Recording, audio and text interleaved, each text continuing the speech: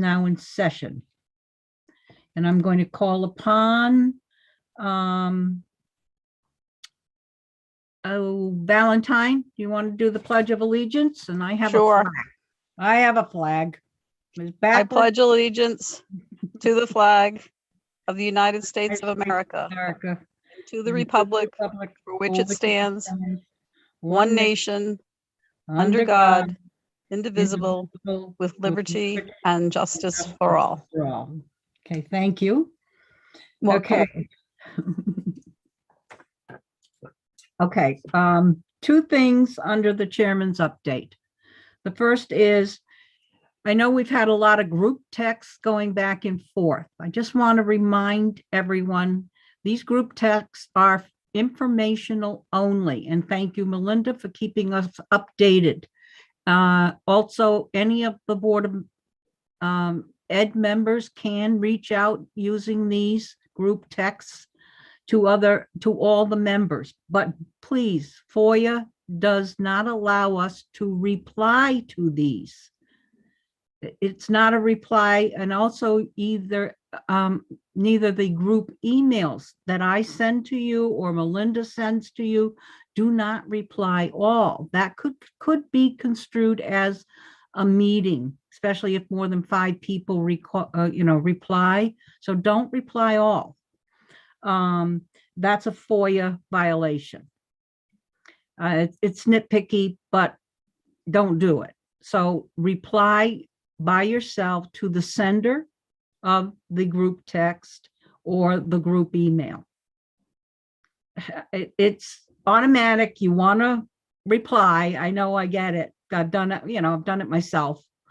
It's a reflex action today, but please try to control yourself and reply only to the sender of the group text.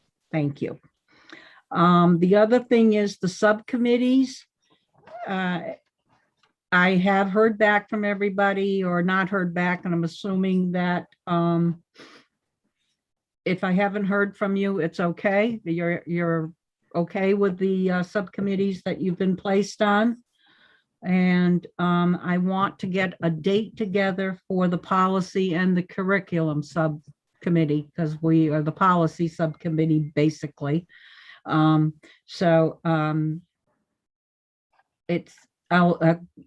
don't know if the copy in your package has Heather Santos on it. She has stepped aside for the time being, so it's just Matt, Linda, and Valentine with the alternate of Danielle Carlson on that.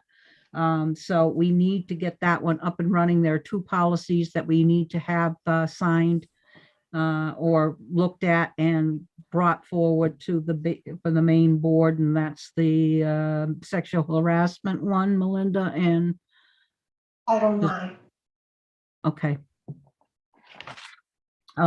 So therefore I'd like to get this out of the way as soon as possible. So either towards the end of January, beginning of February, we need to set up a policy subcommittee before our next Board of Ed meeting, please. So I'll get an email out to the 4 of you tomorrow morning, and then we'll take it, give me some available dates. Okay, and that's it. I'll go on to citizens' comments. Now, they're going to be limited to 3 minutes. You need to raise your hand. The chat room is still closed, correct? Yes. So right. Chat room, there's a raise your hand icon at the bottom of your screen, or there's a raise your hand icon in your participants, under the participants icon. So if anyone has a citizen's comment, please raise your hand and I'll recognize you. First citizen's comment is from, somebody keep an eye out for me too, because I'm not seeing everybody on my screen here, is from, well, who's got the citizen's comment?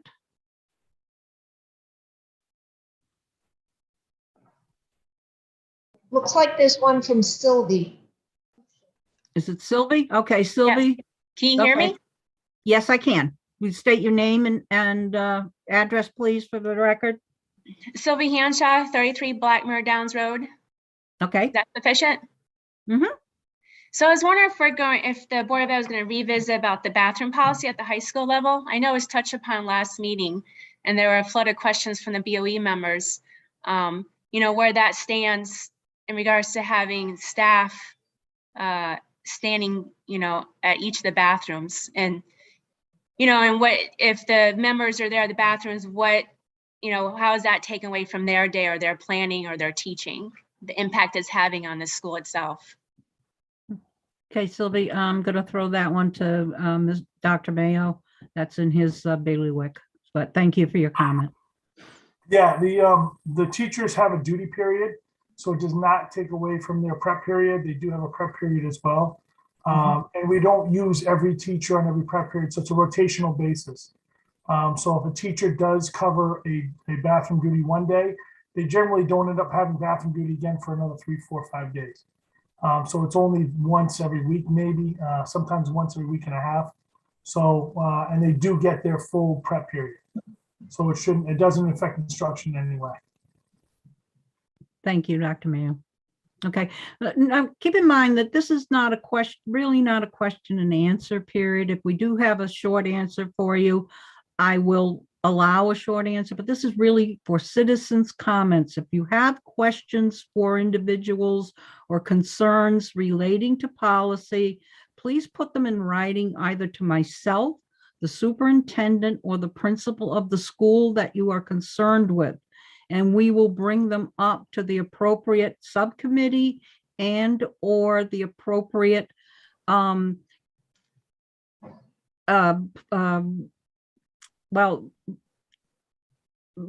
within the school. Thank you. Okay, any other citizens' comments?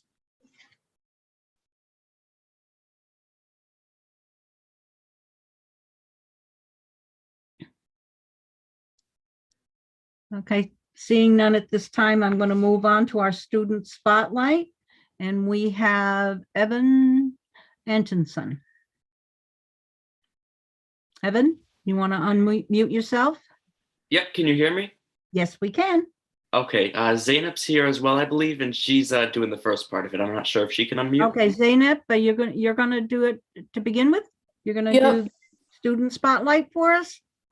So we're going to push the student spotlight for this month, next month. So we'll just read February and January at the same time at next meeting because it was a little too short notice to notify the family of the recipient to come to the meeting this month. Okay. So I'll just start with the report. As for current events, basketball and indoor track are running smoothly this winter. Beauty and the Beast rehearsals and the costume set and construction have begun. And intersession is set to begin on January 18th and it will run through the 31st. The second semester officially begins on the 1st of February following intersession. There are no students' voice forums for this month. So we'll just start and explain to you a little bit about the leadership's progress with Voice for Change. So just to give a little overview of Voice for Change, the Connecticut State Department of Education is investing more than 1.5 million in high school students across the state to encourage them to get involved, be heard, and make change. A first of its kind statewide civic engagement initiative, Voice for Change, works to empower high school students and to propose and vote on how more than 1.5 million in federal relief funds will be invested to reimagine Connecticut schools. So students submit proposals to the CSDE outlining how they'd like to spend $20,000 in their school, and the proposals deemed eligible to receive the ARP ESSER funds will ultimately be voted on by their high school peers on March 11th, 2022, which is 1 year after the historical American Relief Rescue Plan was passed. So in other words, the TMHS leadership team have been given the opportunity to decide how to spend the $20,000 in their school. So following up on what Zainab said, in order to take advantage of this opportunity, The student leadership team formed 4 subcommittees, and each committee will be submitting a proposal of how TMHS students could spend up to $20,000 to improve their school. The first 2 subcommittees were focused on mental health. In the first subcommittee, students are planning to instate a daily break period where students can have a short period of time to de-stress, as well as designated a reset room. The second mental health subcommittee is planning semesterly field days focused on increasing connectivity between students, as well as giving them a break for mental health and academic reinvigoration. The subcommittee that is focusing on safe and healthy schools has created a plan to complement planned upgrades to the school's weight room by hiring a per diem weight and fitness coach to work with students after school and guide them through individual fitness programs. This proposal also seeks to purchase outdoor exercise equipment, which the coach will also use with students at the school's track and can also be enjoyed by members of the community. The Academic Advancement Subcommittee is crafting a proposal for a multi-year effort aimed at helping students become more engaged in setting goals for their education and training beyond high school by sponsoring a series of trips to colleges and workplaces throughout upcoming school years. This group also seeks to expand access to career speaker presentations along with the development of job seeking and personal finance skills. The 4 proposals will be submitted to the state this week for their approval. In March, TMHS students will be asked to vote on which proposal they would find most beneficial for their school. The proposal selected in this election will be funded by the state, with the money becoming available this June. And that's it for our report. Any questions?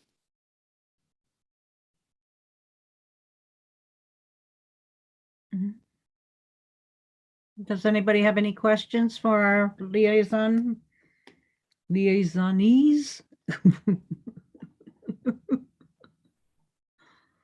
No questions from the board? Okay, well then I'm going to dismiss them unless they want to stay on. They can go do their homework. All right, thank you.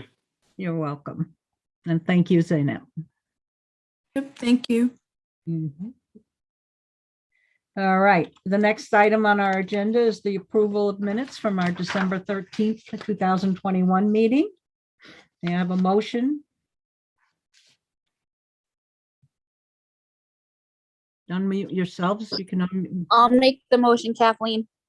Okay, Jess This is Linda. I'll second it. and Linda seconds. Okay. Any discussion on these minutes? I don't have anything to discuss, but I didn't get a packet and I didn't print off anything because I assumed I was going to get a packet. So, I'm sorry have- about that. No. all right. Yeah, it should have come in today's mail. It was mailed out on Thursday, correct? Yeah, it got mailed out on Thursday. Well, the fact is I don't have it. So I'm sorry that you didn't get it in today's mail, Bill. It was mailed out on Thursday. Which is a day later than it typically is, but okay. Any other discussion on the minutes from last meeting? Hearing no discussion, I'm going to call for a vote, and because we're online and we'll do a head count vote. Just all in favor. So I'll start with Matt. You can either, raise your hand. Raise your hand's easier. Okay, Linda, yes. Bill, Stain. okay. Well, and now you're bouncing around the screen here. Matt, Linda, Bill, I call Heather raised her hand. Danielle? I don't see you, so you have to speak. You're not- Valentine Yes. and Jess. Yes. Okay, I see you. You're up at top now. The screen's bouncing around here, so pardon me. Did I get everybody? Yes, I think I did. So that's a unanimous. Or one abstention, I'm sorry. So 7 yays, 1 abstention, and we have 1 absentee tonight. So the next order of business is the subcommittee update, and we have had no subcommittee meetings. As I said, I will be emailing the policy subcommittee that we need to meet before the next meeting. And then we'll pick some dates at that meeting to continue to meet. I'd like to meet every 2 weeks if possible. Everybody is invited. All board members can attend a subcommittee. They're open meetings, just like this one is. So every board member can attend a subcommittee meeting. The only difference is you can attend, but you don't get to be part of the discussion unless you're invited to speak. Okay.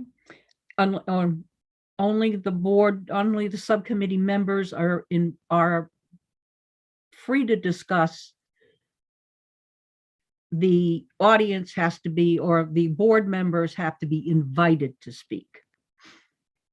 Other board members are invited to speak. I'm making myself clear. Yeah, okay, thank you.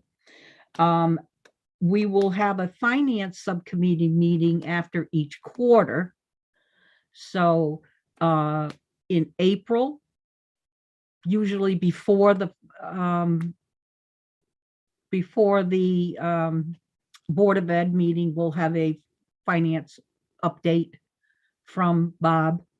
He would give us an update more in depth than we get at the Board of Ed meeting, where we're free to ask him some really drill down into some numbers. That's usually the way we handle it. It's on a quarterly basis. And then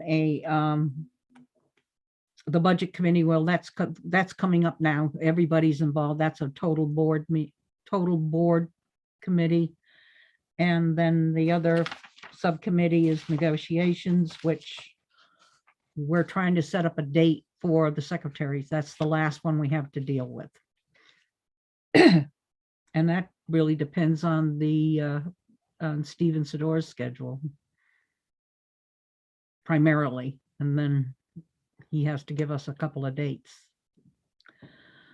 Okay, so moving on, I'm going to go to the superintendent's report. Melinda, please. Happy New Year, everyone. Right now, we have 930 students in Thompson Public Schools. That is stable from last month. At Marriott Fisher, we have 416 students. That's an additional 5 students. At the middle school, we have 295 students. That's a reduction of 4 students. And at Turtle Rock Memorial High School, we have 219 students. That's a reduction of 1 student, but the overall numbers remain stable. Our out-of-district numbers are now at 27. That's an increase of 2 over our last report. Mr. Jones sends his regrets of not being here this evening. He is out ill. And then homeschooled students, we have 68 currently homeschooled, and that is an addition of 1 student. Okay. Okay. The COVID update, do you want, are you going to do that, or Melinda? Okay. I'm gonna start, and then I'm gonna segue into Shannon. First of all, today we've been tracking student attendance overall, and especially since we came back from the holiday break. And we're averaging between 17 and 19% of our students absent every day, teetering between 160 and 180. Most of those absences are COVID related.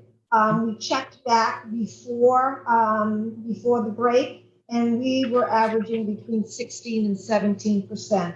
The anomaly that week of December 13th, which was the first full week before the break, we had 362 students, or 38%, almost 39% of our students absent. And if you all recall, that was that TikTok social media post that families were concerned about, and they kept their children home. Right. We do have a letter going out to families tomorrow, basically letting families know that we could in fact end up with some schools closings, primarily due to staff shortages. We're starting to see an increase today in staff out. And we just want to let parents know if they can start to arrange a backup plan, especially for elementary, for childcare, That's going to be important, but we're going to do our best, obviously, to keep our schools open. Our principals, our faculty and staff are all working together really hard to keep our schools open, but every day it seems that the numbers of staff are now increasing. We wanted families to be aware that if you are trying to contact a teacher and you don't receive a response in a timely manner, it may be because that person is out ill. You can contact the main office at the school and they can let you know whether or not the person will be responding in a few days or so. The other thing is to always remember to report COVID-related issues to your school nurse because we are tracking that information. And if you can't secure an appointment for a COVID test, we did get 439 home tests for students and 180 for faculty and staff. We've really been distributing the faculty and staff kits. And the home test, all you have to do is contact your school nurse and you can pick up a home test for your child. The district does anticipate new information regarding the second phase of test kits and masks that are being delivered. We'll certainly keep you posted. I would love to be able to send every faculty member home with their own kit to keep at home, just in case they wake up in the morning with symptoms. They can test themselves before coming in. I am also looking at doing some test and stay. I'm going to be sending out a survey to families tomorrow, asking them if they would agree to have their children tested at school. There is an agency that comes in from the state and does that testing, so it wouldn't have a nursing impact. Last time we surveyed our parents, which was in the fall, 69% of our parents said that they would not agree to on-site testing. I don't know if that's changed because the circumstances around COVID has. But first, I want to ask the families if that's something that they would want to take an opportunity to participate in. If not, there's no point in setting that up with the state.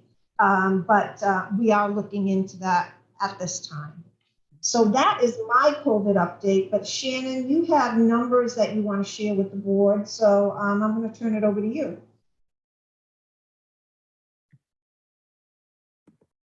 Thank you. Good evening, everybody. So I was asked to break down numbers. Right now in the high school, we have 14 positive cases.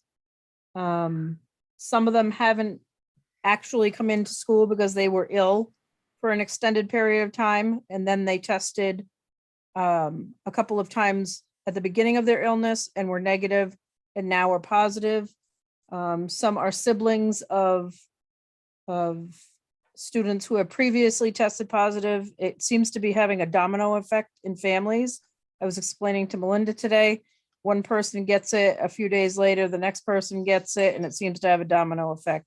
It's spreading fairly quickly through families, where last year at this time, if the person who was positive isolated away from the rest of the family, for the most part, it kept the rest of the family safe from getting it, but it seems to be kind of sweeping through households at this point.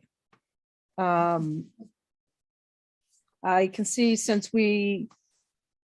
for the high school, there were 4 cases over break, and that was towards the end of break. So it impacted the beginning of our start back. And then since then, we have had 14 cases since we've come back. I think right now the high school is the most impacted with regard to students.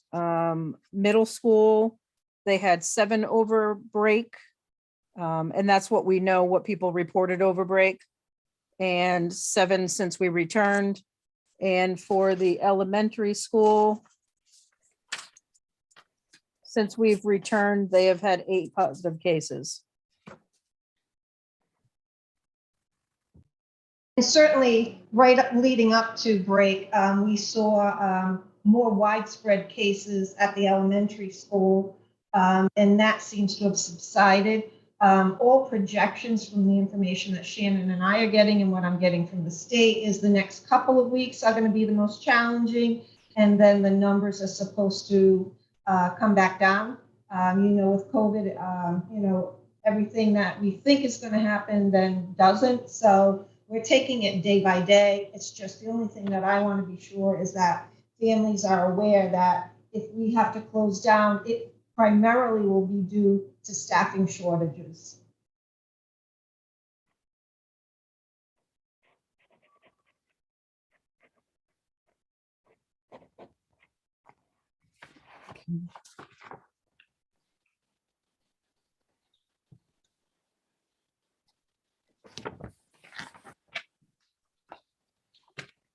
All right. We move on to the subpaid discussion. Can we Oh. have any discussion about this? Oh, yes, if you would like to. I'm sorry. Yes, of course. With all this rise in COVID,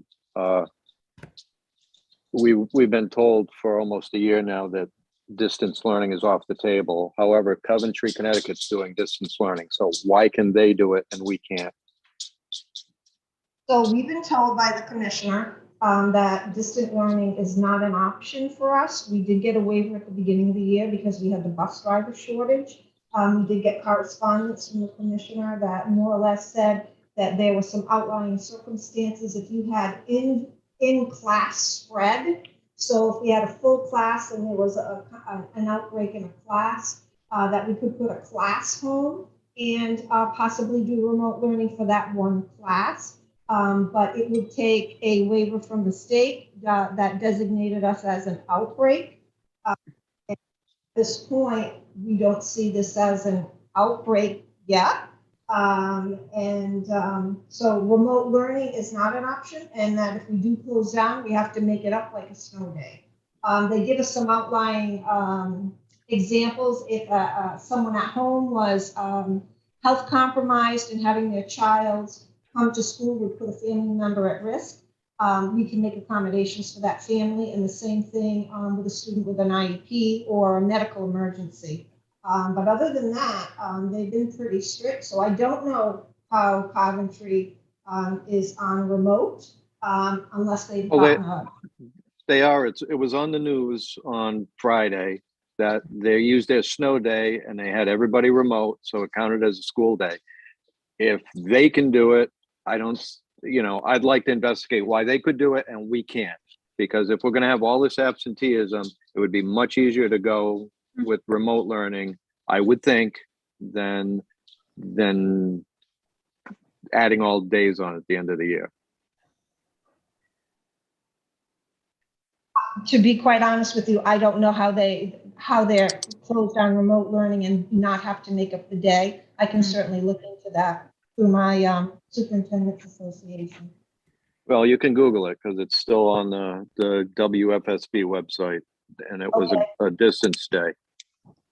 Thank you. As far as I recall, they specifically, the governor and the Commissioner of Education specifically forbade doing distance learning in lieu of snow days. We can't use it as snow day at all. But Well, check it out. The story's on. It was on the news, and it had the superintendent explaining how just because it was snow, they were going to do it distance learning, and they only did it a half a day, and it didn't count as a day off. Well, that to me that makes a lot of sense, but they specifically forbade doing that. Which, well, you would think that if it was forbade for one town, it would be forbade for all of them. Well, obviously that's not the case. Well, I certainly agree with you, but maybe they'll get slapped on the wrist and who knows. Well, I don't know, but I'll double check for you, Bill, and get back to you. Okay, anybody else have any comments?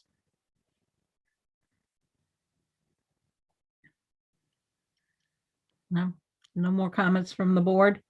Yeah, I have my hand raised. Oh, I'm sorry, didn't see Valentine. Yes, okay, yes. So if you look at that site, or the article, it's quote unquote, it says all districts got very familiar with online learning in 2020, and Coventry put it to the test on Friday. Okay. So Bill's right, they did hold it, and they've done it, then obviously got away with it. But I think, I agree with Bill, you're gonna see this, I think, more and more because this is supposed to plateau, I think, first week in February to the second week. So there's a gap between now and then to get over the hump with what's going on. Mm. I have a question relative to, I should have raised my hand. I apologize to Shannon. Relative to the students that are out, are we continuing to see these being students that are not vaccinated? Um, And do we know that information? I do know that information. So of the 14, I have 1, 2, 3, 4, 5, 6, 7, 8 that are not. So we have, that's, There's quite a So- few that are, and there's quite a few adults that are boosted, vaccinated fully and boosted that have also tested positive and are ill. Yeah, Oh. I want to say, I heard something yesterday from the Framingham school that had to close totally, that 50% of their cases were actually students that were vaccinated. Mm. So I have a keen interest in understanding some of those numbers. So thank you, Shannon, I appreciate that. You're welcome.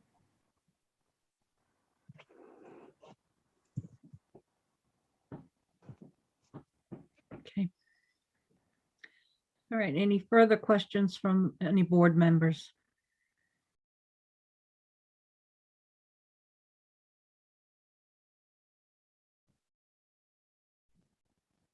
Mm, Okay. Okay, now we'll go on to the subpay discussion. You want me to take that, Kathleen? Yes, please. Start us off anyway. So back in October, we had sent the board an overview of the different categories of substitutes and pay that we are paying substitutes to cover our classrooms. And so then a question was asked, have we done a comparison with the other districts? So then we had Michelle do a comparison with the other districts. As you know, this is a national crisis and not even a quiet corner crisis.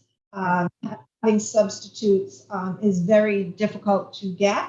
We're very fortunate that we have some permanent substitutes that are part of our faculty and staff on a regular basis. And then we have some really dedicated people who come in for us all the time. For example, like Mr. Jewell, he's always helping us out. And so when we look at the different rate comparisons, depending on what district you're looking at, we pay $125 a day for a day-to-day sub. Plainfield is paying $150 for non-certified and $175 per day for certified. You look at Putnam, they're paying $100 for a day-to-day sub. And then Killingly is paying $175 for certified, and then $150 per DM for anyone that has a bachelor's degree. Woodstock is currently paying $110 per day, as you can see, and $120 for their retired teachers. And then Brooklyn is doing $110 per day for non-certified, and for certified $115. So as far as our daily rate is concerned, I don't really see that increasing it at this time is going to bring in numerous additional substitutes. As far as our day-to-day, our long-term sub rate, we're fairly competitive. And then obviously, once a sub gets to the 41st day, they end up on a stepped pay. So I don't know, it's up to the board if they want to have a discussion about increasing the daily rate at this time. I can't say that we have a good pool of substitutes, but the substitutes that we do have are people that have been dedicated to Thompson Public Schools over time.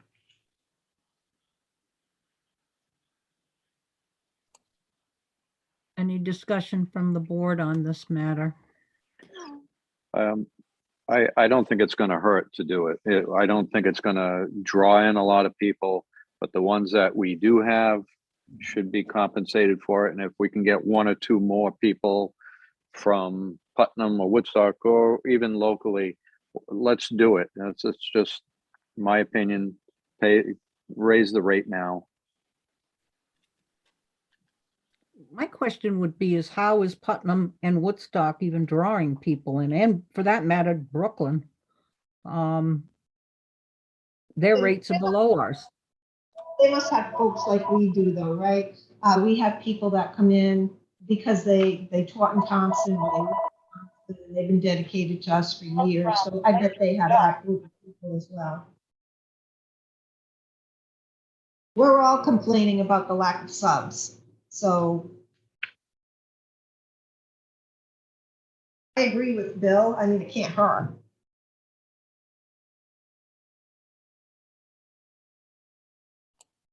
What would you propose we raise it to?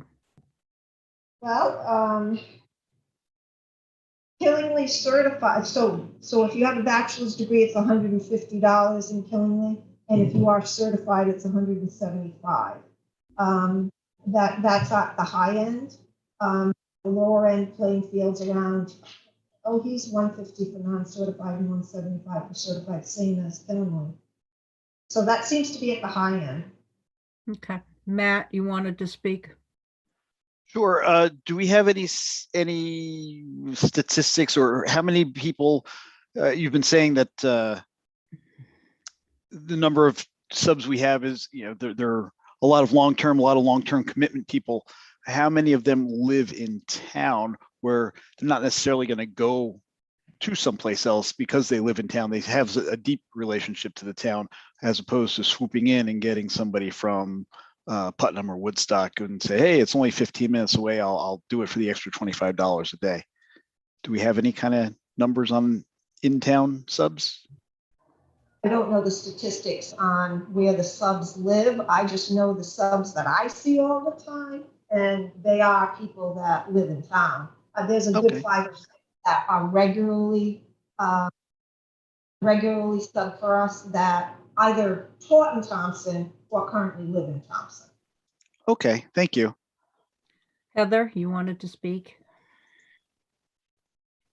Yeah, I just was going to say that I agree with Bill. I mean, to raise the rates, but it does make sense to me. Maybe we still keep the lower 125 for just anybody, and then consider raising the rate for people that are certified. And I liked the whole retired former teacher of Thompson Public Schools. That could maybe speak to what Matt is talking about, to kind of throw them an extra bonus for coming back if they wanted to.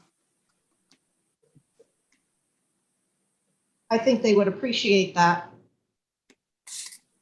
Yeah, that's what Woodstock does, correct? That's the Woodstock model, to quote our fire departments. Yeah, I like that. I like that idea. So would we consider those folks moving them up to 150 a day?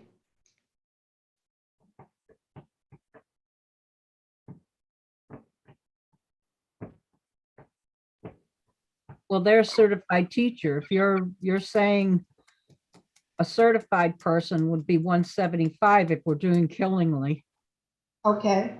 then you'd have to add one, like 185 or something for a retired Thompson Public School teacher. So I would say, no, we'd say 150 a day for anybody, 175 for a retired teacher, and the 200 for the long-term guys, or the 225 for long-term, something like that. Okay. I don't know. What do you think? I mean, Bill, back in your court. Can't hear you, Bill. That's what I do 150 to 175. Not hearing No, I you, don't- Heather. What if we lump, like you said, the 175 could be lumped, the certified person or a retired teacher, you know, and then have the 150 be our new standard base rate. Does that make sense? Could do that. Well, that's not really fair. Then we're not giving the retired teacher a benefit because they are certified. Oh, that's true. Right. No, you're Yeah. right. Yeah. Yeah. So I'd say maybe 150, 160, 175 or something like that.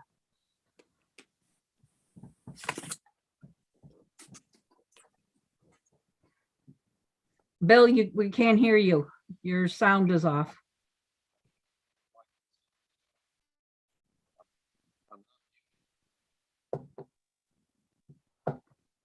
Still can't hear you.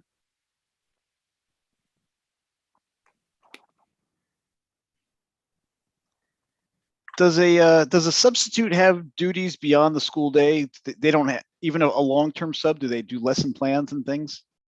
No. So- Okay, thank you. So the long-term subs, those that are here for a long-term assignment, yes, they have to grade papers, plan lessons. There's more of an obligation for them. They don't have after-school duties unless, of course, they choose to participate in those like tutoring or math lab. But they are responsible for lessons. They're responsible for posting all lessons on Google Classroom, keeping grades. So there is a level of responsibility there for the long-term subs. Okay, thank you. Mhm.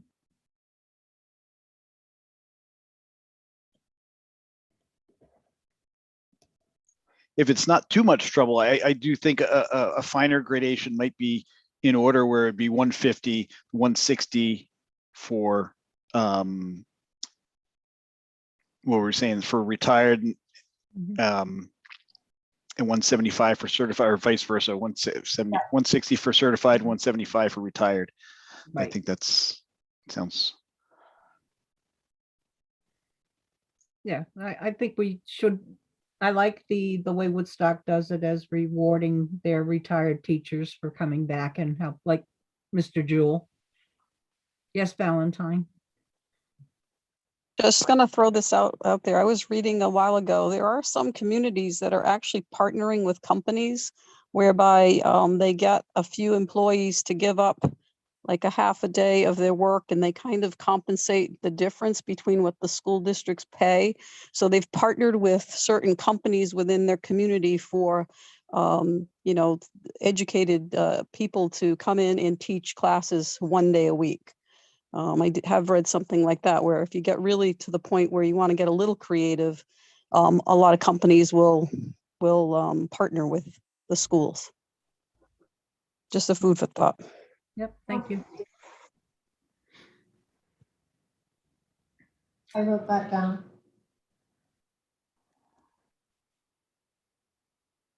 Well, what I would suggest is take our suggestion of what do we say, 150, 160, and 170, 175. Run that through and see what the impact would be. You want to do that, or we want to vote on that? What do we think? I mean, I don't think it would be much of. Your sound is still off, Bill. I'm sorry. No, I just heard you. Maybe he put his volume down.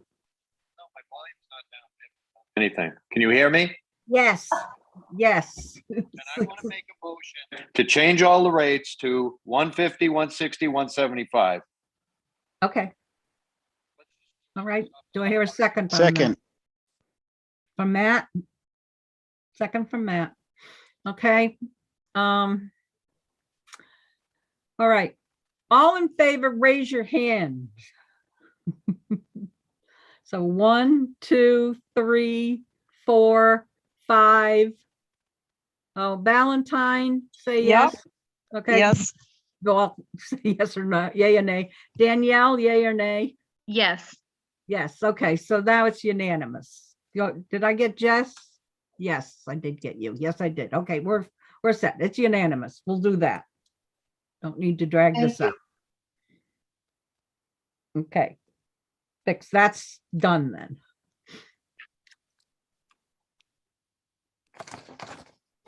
Okay. Next item of business is the school calendar. Clean, just for clarification, this is Bob, effective Yes. date on this?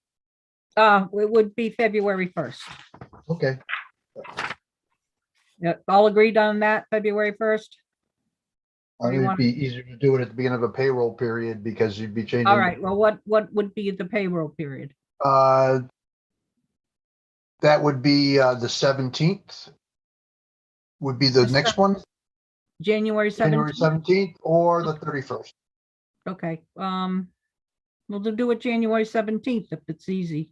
Because Okay. we voted. All right, January 17th, all agreed? Nod your heads, say yeah. Yeah, okay. Raise thumbs up, thumbs down. We'll play like gladiators, okay.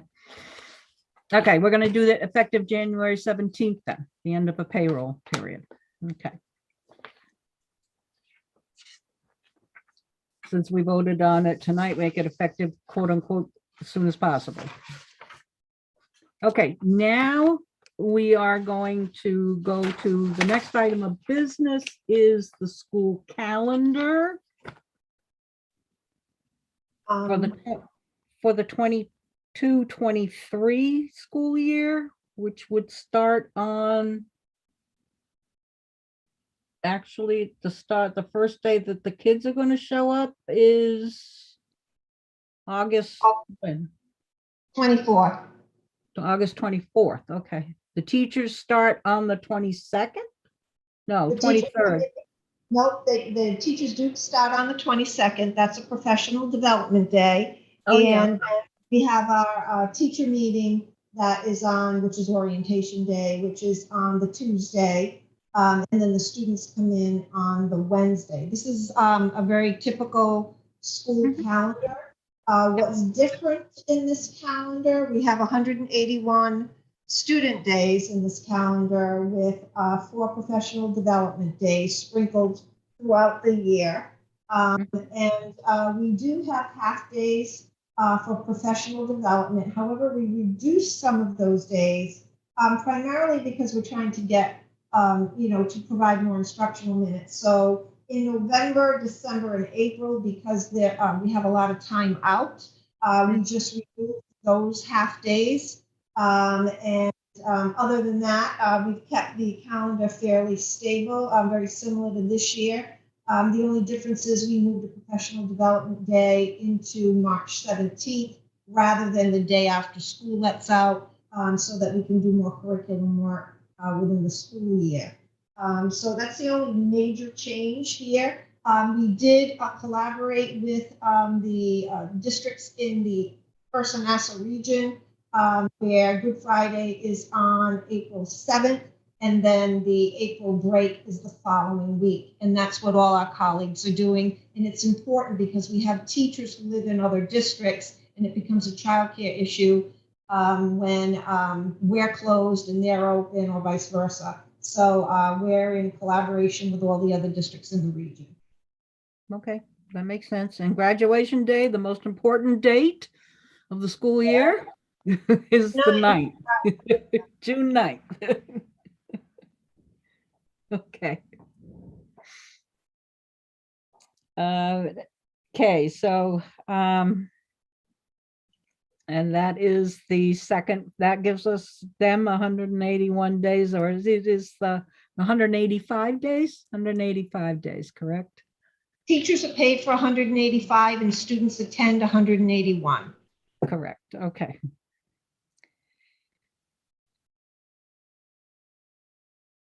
So this is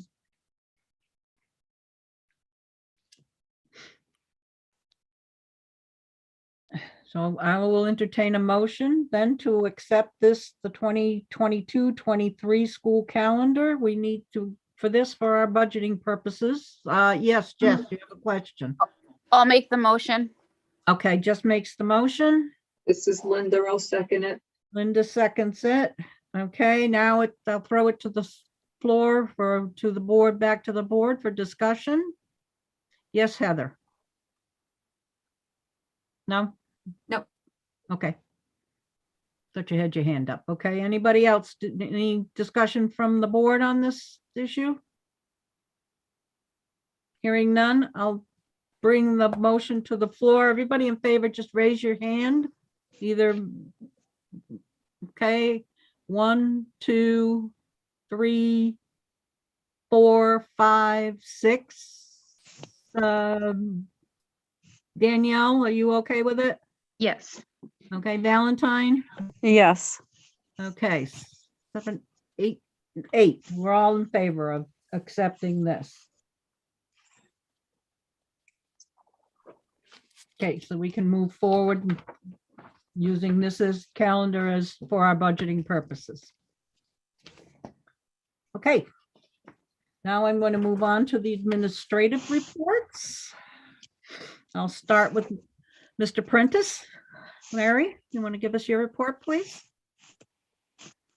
Good evening, everybody. Hope you're having a good night. Just wanted to give a shout out to Mrs. Smith and Mrs. Grauer for running a really informative parent forum last Tuesday for the new COVID-19 quarantine guidance. So great job to those two. And thank you to the parents that participated in that event. Mary R. Fisher students participated in the first annual Penguin Patch fundraiser just before the holiday recess. They were actually able to purchase their loved ones some really thoughtful gifts. So thank you to Heather Travers, the administrative assistant, as well as Julia Wunsch, a parent and a substitute administrative assistant, for coordinating this effort. The kids had a really nice time. NEWA testing began this week, today actually, so thank you to those teachers that made that run so smoothly. And of course, thank you to Mrs. Jennifer Bessonnier, our reading specialist, for organizing this testing period, very important testing period. Congratulations goes out to Mrs. Emily Sousa for getting funding for her classroom project, socially distanced but socially engaged, and that was through donorschoose.org. And then finally, thank you to the PBIS team for coordinating our first annual Cocoa and Cookies with Santa sleigh ride. A huge thank you to Mr. Gregory Godzik for volunteering to be our Santa Claus. He really knocked it out of the park. He did a wonderful job. And of course, thank you to the PTO for funding this event. And thank you for the teachers for their flexibility. Everybody had just a really wonderful job. So that's what I have this evening. Thank you, Mr. Prentice. Yes. Thank you. From the middle school, we have Ms. Kim Granado. Oh, Good evening. Al, did you want to? Yeah, I just wanted to I apologize. I wanted to just ask Larry or thank Jess Bolte too for setting up the GoFundMe page for the art teacher that had the house fire. And I'd like to know if she needs anything or is doing okay. And I encourage anyone that didn't see the GoFundMe page to go and access that for Sarah. Yeah, my apologies. Thank you, Valentine, for bringing that up. She had to stop in school today. She's doing okay. Her animals are doing okay. She's currently in a hotel in Worcester, but she's doing fine. And thank you again to Jessica Bolte for coordinating that GoFundMe page. It's already raised a lot of money, almost hit the goal. So really a testament to the community and their efforts to assist a teacher in our community. So really my hats off to everybody that participated. And of course, nothing but best of luck to Sarah. She'll definitely land back on her feet. Yep. That's good to hear. Same. Thank you, Larry. You're welcome.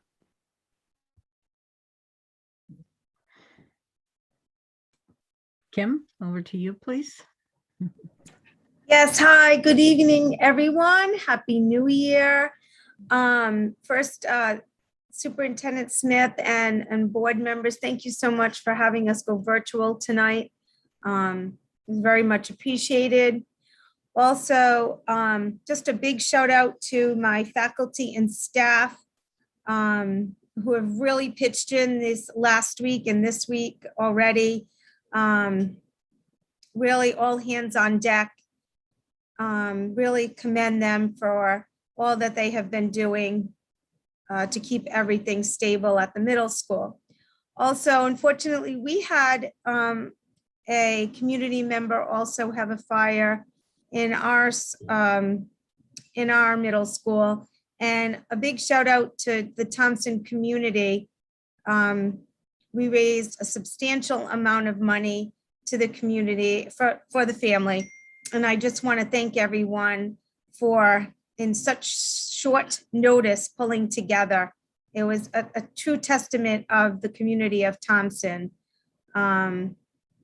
So thank you so much to the community.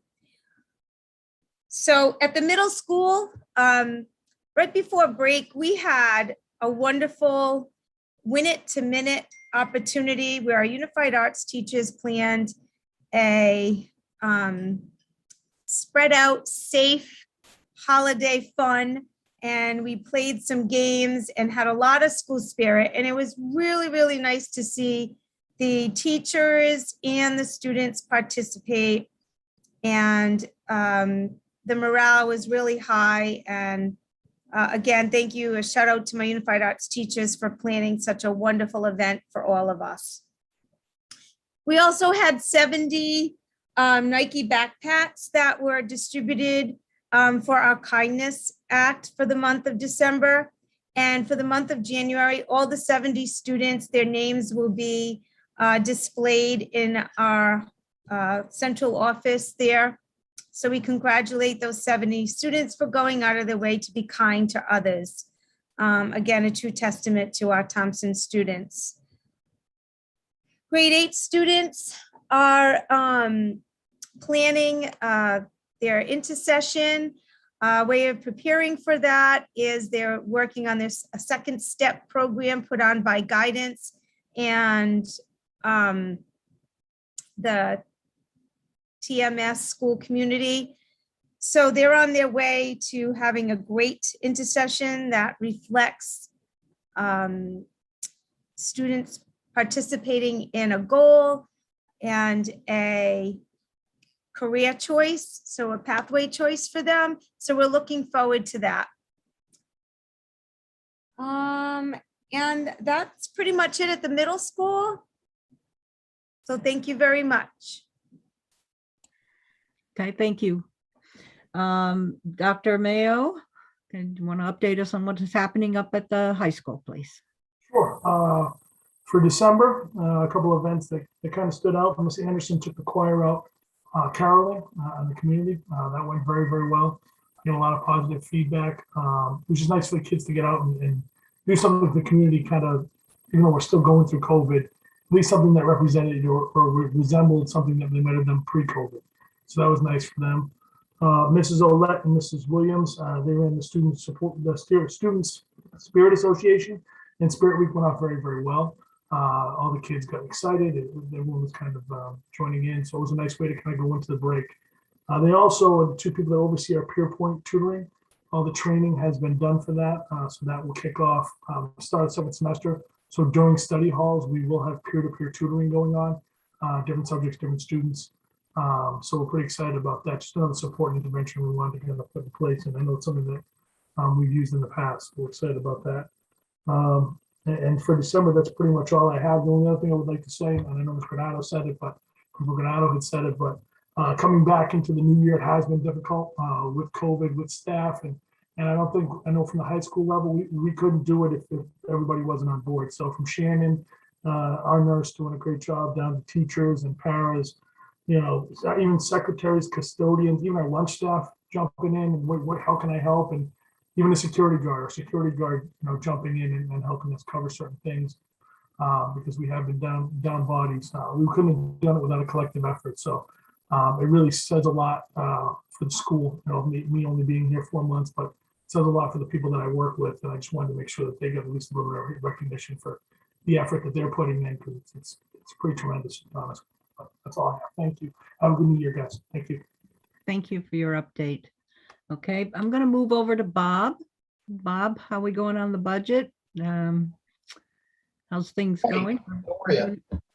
Doing well. So the spending plan, and I just wanted to point out that the year-to-date spending and the year-to-date encumbrances have, if you add them together, the change has been like within $1,000. So we still have the same projected spend of about 18.4 million, which is 96.4% of our budget.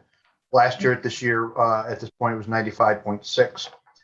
Special ed is unchanged from special ed. The primary expenditures that are driving special ed, transportation and tuition, are at about the same level as the previous month for projected spending. They're about within $1,000. So that appears to be leveling out. I've received the budgets from the principals and the directors. We'll be meeting this week to review what we have so far in preparation for next Tuesday's budget meeting. I'll have a packet put together for the weekend so people can review them. We're off on Monday, but I'll make sure that they get out before then, so we can review them all and be ready for Tuesday night to get an overview of the budget as to where it stands. In the cafeteria right now, we're in good shape for year-to-date computed operating position. We're about over $100,000 in the black right now. We got a big payment at the end of the month, and then we're waiting for another big payment coming in. That's about $118,000 again. So that's where we're at. Great. Thank you, Bob. Yep. Okay, I'm going to move on to Bill Birch. Bill, how is the facilities doing? So the facilities are okay. They were there when I left. I'm assuming they're going to be there when I get back tomorrow morning. We've been pretty much going through our normal winter things, making sure that the heat stays up, the boilers are on. The grounds crew did an awful lot of work before the bad weather hit, particularly on the baseball fields in preparation for next spring. We had our first snowstorm last Friday and everything went fairly well there. Most of the equipment is up and running. We've got some irons in the fire with the building committee, some projects that we're looking forward to kicking off, either one actually next month. We hope to start on the next phase of the window project. And then in the spring, some other things that we may be getting into. But yeah, other than that, things are going fairly well. Like everybody else, we're facing some staffing issues, but again, the same as everybody else has said, hats off to the crew, because everybody has been very flexible about changing shifts or picking up extra shifts or doing whatever they got to do to keep things covered and keep the doors open. Okay. With this cold weather coming in now, no problems. The heating is okay. No frozen pipes. No, we're doing all right. Not yet. I'll tell you better on Wednesday night. Okay. But everything is in good shape. We'll be fine. Okay, good, because I'm cold, my rattly old house, I'll tell you that. Okay, Deb, you want to give us an update? What's happening with the athletics? Everything's on track. We're still maintaining our schedules, middle school and high school. We've had a couple hiccups every now and then where maybe a lower level team doesn't have the players, but for the most part, we're in pretty good shape. Okay, good to hear that we're still doing it. Heather, you want to give us an update? I think Heather is with us. Yes, Heather, you want to give us an update on IT, please? Sure. Yep, I'm here. So not too many new things going on. Still working on the new website, just trying to get some design aspects finalized so it's looking good before we launch it. We're still working on the new online registration portal. So that will be new for families coming into the district. We had 35 new wireless access points installed in the high school over the break. So we were able to replace a lot of our older models, and we're with E-rate money slowly going to be doing that district wide pretty soon.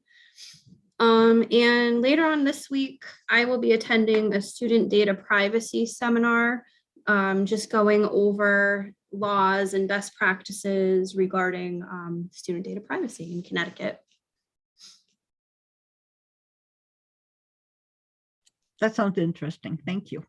You're welcome. Okay, moving on to human resources with Michelle Giamarinaro. You got it. Good evening, everybody.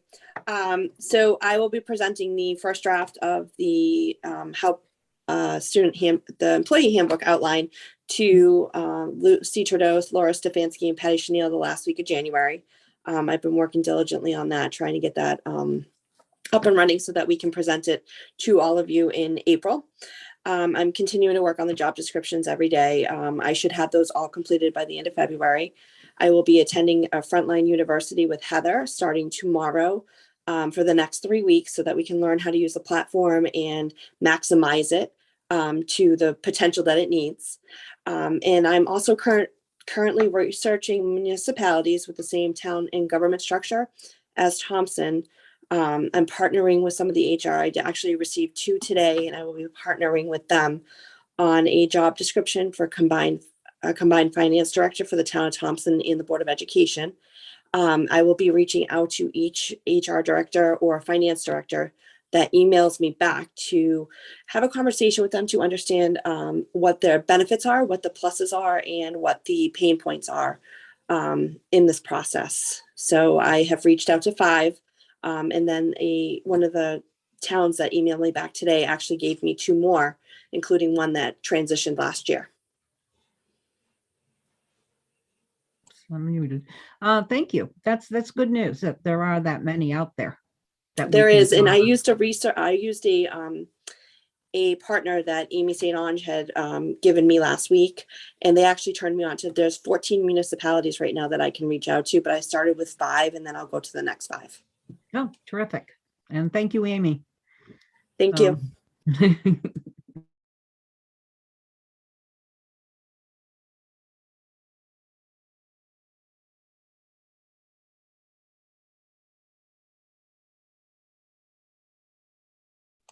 Shannon, do you have any follow-up to what to your COVID update? Not particularly. Okay, well, I just don't want to forget you. Thank you. You're welcome. Okay.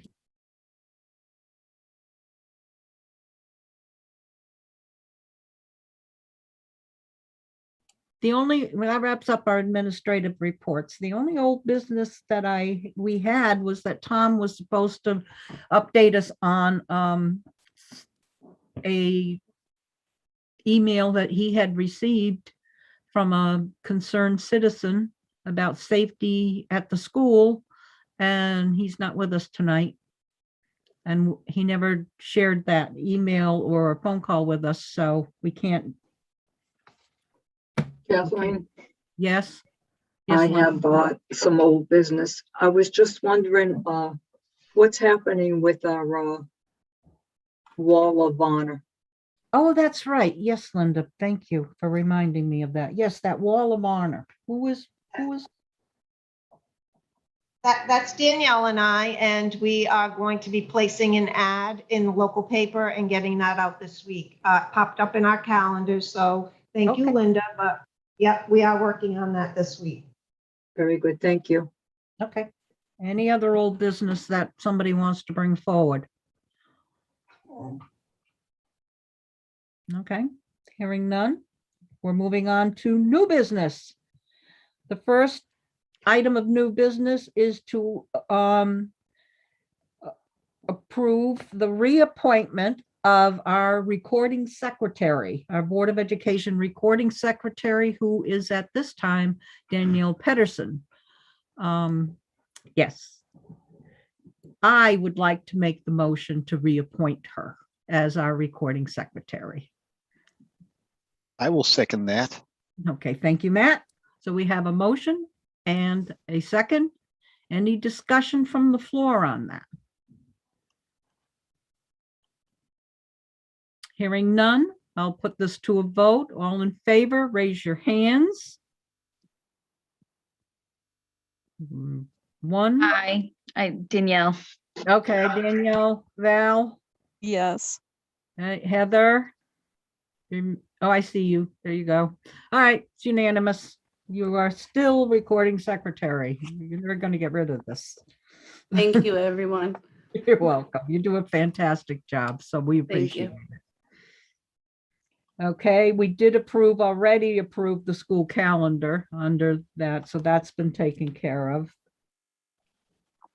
All right, we need to approve the research for the consolidation of the finance commission. So Michelle updated us on what she is doing, but we need to approve her to move forward so that the Board of Selectmen approved it, the research of it. We as the Board of Ed need to approve it.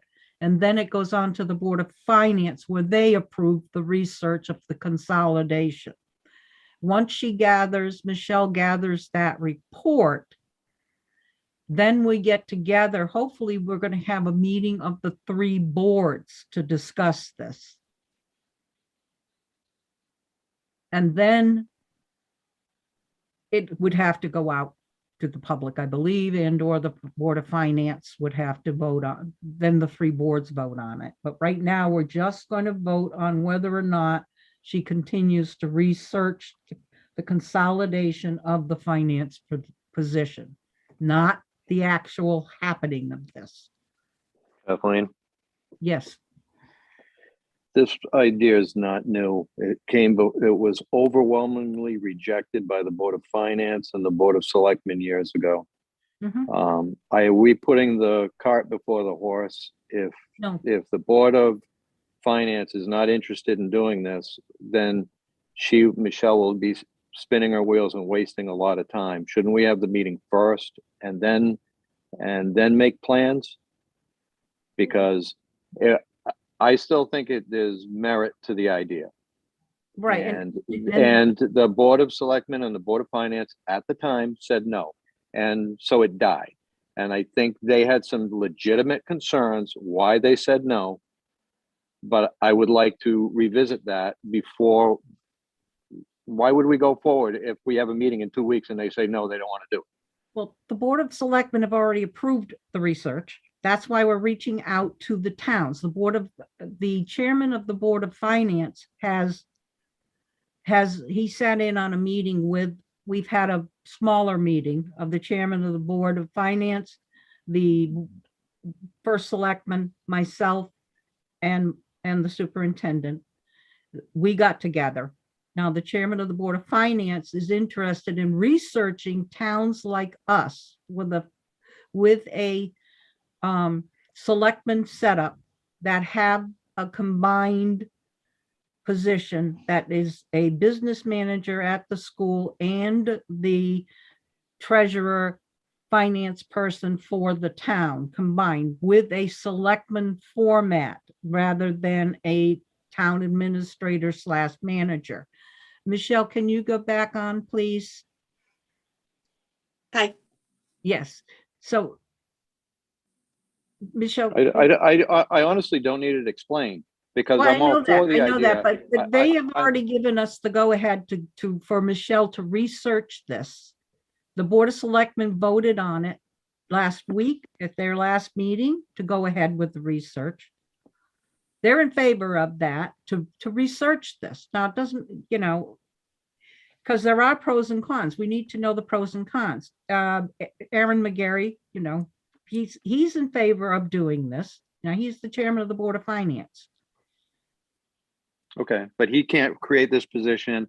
This has to be voted on by the Board of Ed. If we're going to make a position, it has to be our decision also. So we have to be in on these talks Yes. also. It Yes. can't be just the chairman of every board deciding this is what we're going to do. Well, no. I mean, once Michelle creates the report, then it comes back to the boards. Okay, all right. I I just know that the Board of Finance said no last time. And I know so they did, but that was a different board. Yes, it was a different board. It was a different selectman. It was a different chairman on every board. Correct. So, So let's try it again because it is a good idea in my mind. It has a lot of merit. It may have a lot of cons. I don't know. We have to go out and look and see what it is. I agree. I suggested it about 8 or 9 years ago. I know Because I you think did. it's a good idea. I was on the board So, at the time. but I'm just concerned that we're moving too fast if the Board of Finance says no. But if you got the go ahead to research it, let's go ahead. Okay, that's all. Let's do this. Let's get out there and research it. So if you need a motion from our board to go ahead with the Yes. research, I'll make the motion to do that. Thank you. Thank you. I'll second it. Was that Jess? Yep. Okay, thank you, Jess. Okay, so we have a motion and a second. Again, just raise your hands so I can see them. So it's 1, 2, 3, 4. And where am I here? Aye. Danielle. 5. Danielle, Val, Yes. yes, okay. Any no's? No, hearing no no's. I see Heather. Okay, everybody voted yes. We're gonna go ahead with the research. And Michelle, then bring it back. And then we'll see where we go from there would be to get together, hopefully present it on a 3 boards together and see and run it up the flagpole. But I think we do have the Board of Selectmen on board. And I know, hopefully, I think it makes sense. It might make sense. Look at the research with the Board of Education. Once we get that package together, once we get the, the report together. The presentation, we can do a presentation for all 3 boards. Thank you. Any correspondence? I don't have any. You don't have any. Okay, no correspondence. Again, opening the floor to citizens' comments. Raise your hand.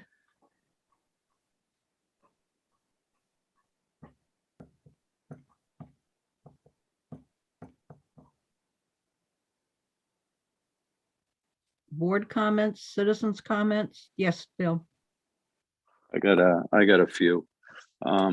First one is I have a friend on the Juvenile Review Board who after the last meeting called me at home and he was very, very impressed with Kim and Dr. Mayo. He thought that they did an excellent job on the board and he hopes that they stay very much involved because he thought they were a great asset. So that's one thing. Another thing is we might have been remiss and not had a moment of silence for Josh Cusack, who passed away very Sorry. recently. He was, and it's okay. It's your meeting. No. He was an alumnus of TMHS. He was a firefighter and a paramedic and an all around good guy who just would do anything for anybody. And unfortunately, East Thompson has very few structure fires, and they had one Saturday morning when they were trying to do his ceremony. And the last thing is this whole thing with the bathrooms at the high school. I'm not ready to let that go. I just don't want to go into a big discussion tonight, but if we need to watch them, then we have a larger problem. If the majority of the students at the high school cause problems in the bathrooms, then we have a bigger problem than we think. And if it's not the majority of the students, why are we punishing the whole high school for a few students? I'm not ready to let this go. I think it's wrong. But those are my comments for tonight. Thank you. I appreciate that, and I apologize for for not having that moment of silence for Josh. That's okay. That's okay. No, I should have done that. I apologize. As far as the bathrooms go, we need to dig deeper into that. So I'll put that on the agenda again. We'll revisit it if there's a if there is a discipline problem at the high school, we need to maybe revisit it in a different way.